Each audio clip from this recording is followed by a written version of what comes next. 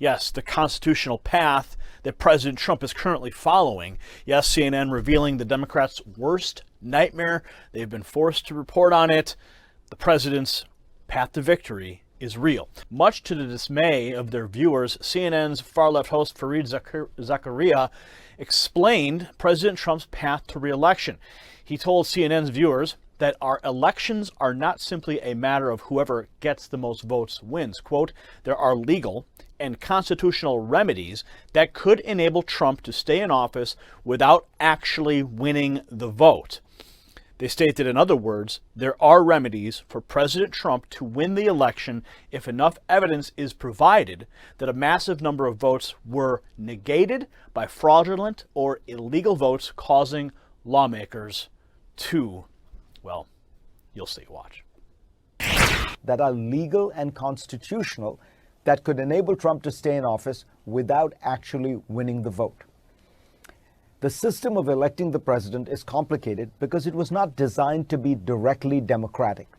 The Constitution calls for states to choose the presidential electors, who in turn gather to vote for the president. Over time, states have passed laws that ensured their state's popular vote for the presidency would determine the electors.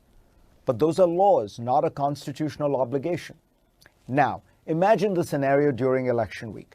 Trump is leading on November 3rd, but Joe Biden pulls ahead in the days following. Republicans file objections to tens of thousands of mail-in ballots. Democrats file countersuits. Taking account of the confusion, legislators decide to choose the electors themselves. Here's the worry. Of the 9 swing states, 8 have Republican legislatures. If one or more decide that balloting is chaotic and marred by irregularities, they could send what they regard as the legitimate slate of electors, which would be Republican. Democrats may object and file lawsuits. In some of those states, Democratic governors or secretaries of state could send their own slates of electors to Washington. That would add to the confusion, but that might well be part of the Republican plan. Because you see, when Congress convenes on January 6th to tally the electors' votes, there would be challenges to the legitimacy of some electors. It's possible congressional Republicans could decide that disputed states should simply not be counted. Suppose in this scenario, Michigan's votes are invalidated. That would ensure that neither candidate would get to 270 electoral votes. At that point, the Constitution clearly directs that the House of Representatives vote to determine the presidential election. Now remember, this is a constitutional path that we're currently going down. Okay?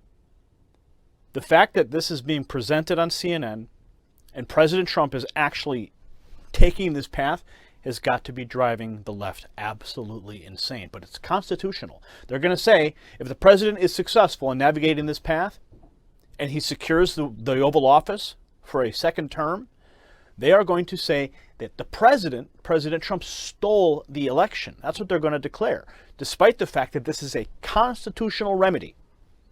But it does so with each state casting a single ballot. If the current numbers hold, there would be 26 state delegations that are Republican and 23 Democratic, with one tied. So the outcome would be to re-elect Donald Trump. Trump doesn't need to do anything other than to simply accept this outcome, which is constitutional.